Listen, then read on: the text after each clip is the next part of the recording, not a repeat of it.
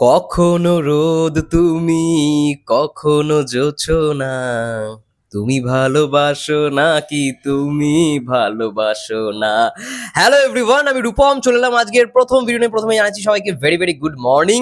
আশা করছি তোমরা সবাই খুব ভালো আছো। তো আজকে দোল পূর্ণিমা, তার জন্য অবশ্যই হ্যাপি হোলি।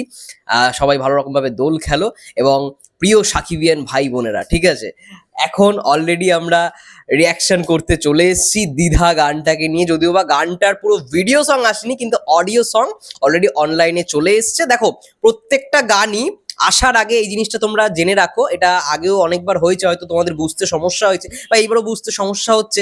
অনেকে বলছে নাকি লিক হয়ে গেছে, লিক নয়। প্রত্যেকটা গান যেই ডেটে আসার কথা সেই ডেটের একেবারে রাত্রির 12টা থেকে সেটা অনলাইনে অ্যাভেলেবেল হয়েছে। সেটা স্পটিফাই বলি, এয়ারটেল উইঙ্ক মিউজিক বলি, জিও সাভান বলি বা ইউটিউবের কথা বলি, এক একটা মানে যে সিঙ্গার, এক একজন যে সিঙ্গার হয়, যেমন এই গানের সিঙ্গার হচ্ছে প্রীতম হাসান, তো প্রীতম হাসানের এই গানটা স্পটিফাইতে মানে প্রীতম হাসানের যে চ্যানেল সেখানে চলে যাবে, ইউটিউবে তার যে মেন চ্যানেল সেখানে আপলোড হবে।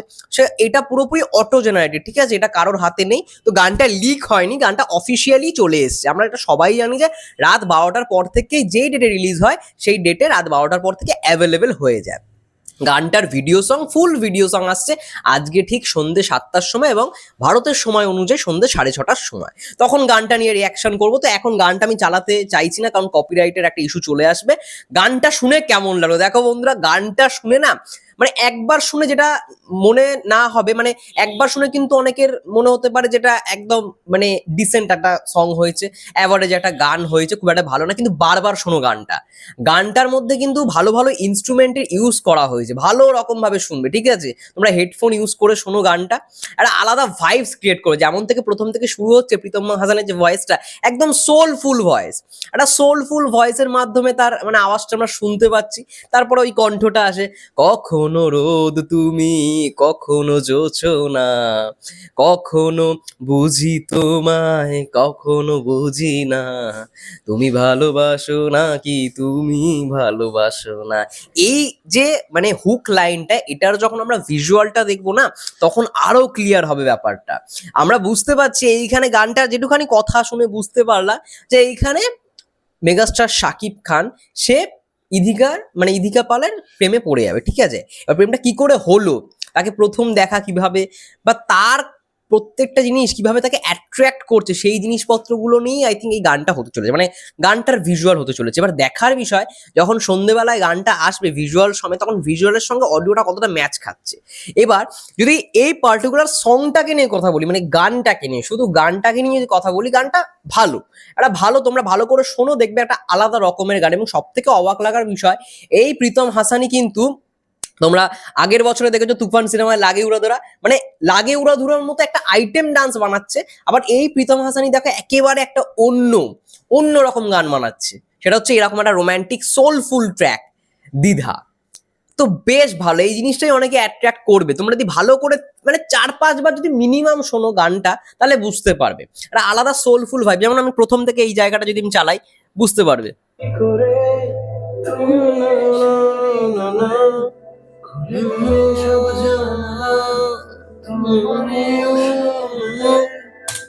পুরোটা চালালাম না, কপিরাইটের ইস্যু চলে আসতে পারে, কপিরাইট দিয়ে গেলে ব্যাস হয়ে গেল।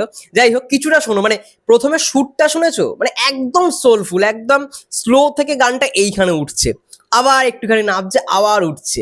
তো এই যে এরকম ট্র্যাকগুলো না শুনতে ভাল লাগে। হ্যাঁ, এবার আমি এটা অবশ্যই, যদি অনেকে বলে যে ও প্রিয়তমার সঙ্গে, মানে ও প্রিয়তমার মতো হলো না বা ইয়ে, সেটা দেখার বিষয় যখন ভিডিও সংটা আসবে, মানে ভিডিওর সংটা যখন আমরা পুরোপুরি দেখবো, কেমন ভিজুয়ালাইজেশন হয়েছে বা গানটার সঙ্গে কতটা ম্যাচ খাচ্ছে, সেটা যখন দেখবো তখন আমরা বুঝতে পারবো। কিন্তু গানটা ওভারঅল কিন্তু ভালো একটা গান হয়েছে, ভালো করে শোনো, 4-5 বার শোনো।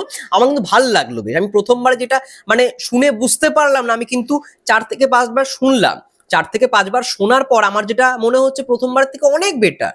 তো প্রীতম হাসান, তিনি খুব ভালো অভিনেতা, তিনি একজন খুব ভালো গায়কও। সে কিছুদিন আগে লাগে উড়াদুরার মধ্যে এরকম একটা মানে ডান্স নাম্বার বানালো, আবার সেই দেখো এরকম একটা মানে সোলফুল রোমান্টিক ট্র্যাক বানালো। এটাই ভাল লাগছে। এইখানে ইনস্ট্রুমেন্টের কাজগুলো খুব ভালো হয়েছে। সেতারের আই থিঙ্ক একটা ইনস্ট্রুমেন্ট রয়েছে, একটা টিউন রয়েছে, ভালো, কম্পোজিশনটা খুব ভালো হয়েছে। প্রীতম হাসানের গান নিয়ে আমরা সবাই এক্সপেক্ট করে থাকি যে ভালো কিছু পাবো, ঠিক সেরকমই এই গানটা মিনিমাম 5 থেকে 6 বার তোমরা শোনো, তারপরে বলো তোমাদের কেমন লাগছে। আমার তো ভালো লেগেছে। আমি প্রথমবারে শুনে যেই ফিলটা মানে পাইনি, 4 থেকে 5 বার শোনার পর কিন্তু সেই ফিলটা পেয়েছি। তো বারবার শুনলে, যখন লুপে শুনবে তখন বুঝতে পারবে যে অ্যাকচুয়ালি গানটা মানে কম্পোজিশনটা কেমন। এবং আরো ভালো রকম ভাবে আমরা বলতে পারবো যখন সন্ধেবেলায় গানটা আসবে একেবারে ভিডিও সময়। যাই হোক, তোমাদের কি মন্তব্য অবশ্যই কমেন্ট করে জানাও। ততক্ষণের জন্য সবাই ভালো থেকো, সুস্থ থেকো, টেক কেয়ার।